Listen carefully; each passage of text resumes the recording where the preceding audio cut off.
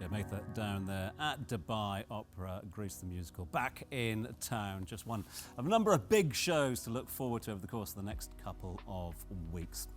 Right, on with the show, and it's time, my friends, to manifest, but manifest in style, because today's co-host is much in demand leadership and mindset coach, and well known for helping entrepreneurs, executives, and creatives unlock higher performance and that all-important sense of purpose. Please welcome to the show David Ghiyam. Thanks so much for being with us. Really kind of you. Thanks for having me. Good to have you on the sofa. I'm really looking forward to tapping your experience, your mindset. Can we start with the M word? Let's start with manifestation. Obviously, that's been something that runs through your every bone in your body. But you manifest things a little bit differently. You approach it a little bit differently. Let's just kick off with it. Do we fully understand, given the fact it is a buzzword, do we fully understand what manifestation is? Well, let me ask you first. What do you perceive it to be? See, I perceive it to be, and I'm going to make a fool of myself here, goal setting. Goal setting. Or ambitions. Okay. Moving forward. Okay. But I know it's much more than that. Maybe what about you? Yeah, for me, manifesting means believing and creating this energy that is striving towards something. Okay. Yeah. Okay, Hamad, what about you? Very similar to Tom's understanding of manifestation. It's just like maybe setting some goals or like things that you want to achieve, and you work towards them in that sense. He always copies me.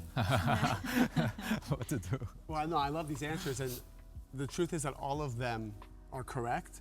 And my background, starting when I was 15 years old, I dove into some ancient spiritual wisdom, and I've dedicated my life to it. So the last 20 years, pretty much for charity, I've been traveling around the world teaching this wisdom. And what people are most fascinated by is how do you bring something to fruition? Because people have desires. And what the sages actually teach us about manifestation is that if you want something, or you desire something, it means that it exists already, causing you to want it. Because you're never gonna want something that doesn't already exist. And that's the first concept that I'm usually teaching, is that you don't want something for no reason at all. There's this energy that wants to manifest in your life. So if a person desires a soulmate, a person desires to access wealth and prosperity, or they're feeling a calling for their purpose, it means that that energy already exists, waiting to be manifested in their life. So by definition, manifestation is bringing into fruition both the physicality of something and the energy of something through first knowing that you desire it, but also that it's meant for you and destined for you. And then you have to learn what are the spiritual laws to bring those two together. David, what you just said there, through knowing that you desire it. So I guess the first step is knowing what you desire. 100%. And that clarity, which I feel like a lot of people are blurry about. They're confused about that. They think they want something, they don't know. Is it possible to manifest something that you don't know? This is probably one of you hit it right on the head, because I've probably done around over 30,000 hours of one-on-one coaching. And when people come to speak with me, they'll start talking. I'll ask them, what do you want? They'll start talking, and after 15, 20 minutes, I interrupt them like, do you know you have not even explained to me exactly what you want? Yeah. If I'm confused, it means the universe is confused. It means the creator is confused. It means that everyone around you won't know how to bring this energy to you because you yourself don't know what you want. Also, people have two types of desires. They have the desires they tell everybody about, and then they have subconscious hidden desires that they're not even aware of yet. For example, I was coaching this one woman, and she's probably in her late 30s. She's single. She's very successful at what she does. And she says, I want to meet my soulmate. I want to be in a relationship.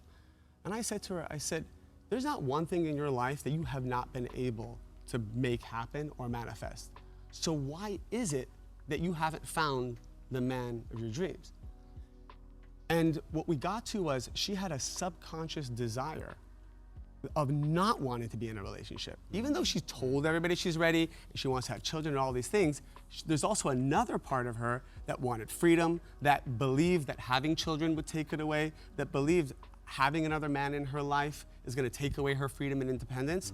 So one desire is pulling in the man, and then maybe by the third or fourth date, another desire pops up and sabotages it. Yeah. And so then she saw a pattern that she keeps attracting great men, but after a few months, something goes wrong. I want to take you back to the D word though, because I want to take you back to destiny, because my understanding of destiny is that it's preordained. You know, it is. That's what the English language has taught us. Oh, it's your destiny. You will get there. It is predetermined almost. But can you look at your time again and come up with a new destiny? Does that make sense? Wow. Is this as deep as Tom has ever gotten? Ever. I Ever. feel I've like known him for years. I feel he's asking about free will or destiny. Well, this is such a great question. It has such a powerful answer. So imagine this: when you're born, Tom, from the first day you're born, what's already been created for you are infinite destinies that are fully scripted. So imagine you go into a movie theater and you have 8 movies playing. Each of these movies are already scripted, acted out, sound, music, everything is done. So if you walk into a movie and you don't like that movie and you don't like that actor, you don't like the people on the screen, you can't change it. You can't yell at them and say, do something different. What you do have the free will to do is to walk out of that movie and go into another movie, which is also pre-scripted. Meaning right now we're experiencing a version of Tom, and everything in Tom's life from this moment on is predetermined. Every person he's gonna meet, every woman he's gonna meet, every man he's gonna meet, his career, everything. Now, if Tom doesn't like this destiny, he can shift to the one higher up, which is more fulfilling. Or he can shift down, which is more chaotic. How does Tom shift? The only free will we actually have is in a moment of pain and darkness. So when you have darkness, confusion, lack, and fear, that's the universe giving you the free will to shift up or down. When things are great, we don't really have free will. Because when things are great, we're not making a choice. These choices are being made for us. But as soon as you have confusion, as soon as you're worrying and have anxiety, and there's a lawsuit, and there's a legal issue, and there's a breakup, there's a death, there's something's taken away from you that's meaningful, now you have pain and lack. And the sages actually teach us, these spiritual sages, thousands of years have taught us, and all the religions and all the spiritual paths really come back to one core truth. It's really universal wisdom for everyone. How you act in a moment of pain, whether you have doubts, whether you run towards instant gratification, whether you shut down, or whether you rise to become the vibration of what the Creator would be. Certainty, love, wholeness. That's your free will at that moment. And when you do that, you shift to a higher destiny. So a person say, I'm looking for my soulmate. Your soulmate's probably 100 destinies up. That means you need to go through 100 moments of lack and still at that moment say, it is good and I have certainty. And then you shift. So some people that could take 5 years, some people it could take 5 days. That's the free will you have. Wow. Tom, you're in. This guy's good. I'm You in. can see a whole different version of Tom now. You know what, David? I am so just thrilled by this, because I think these are the conversations that we need to keep having, and we're going to continue having them right here on this couch. So David's going to stay with us, but still to come, we'll be chatting to a PR lady who works with the likes of Gwyneth Paltrow, plus many more.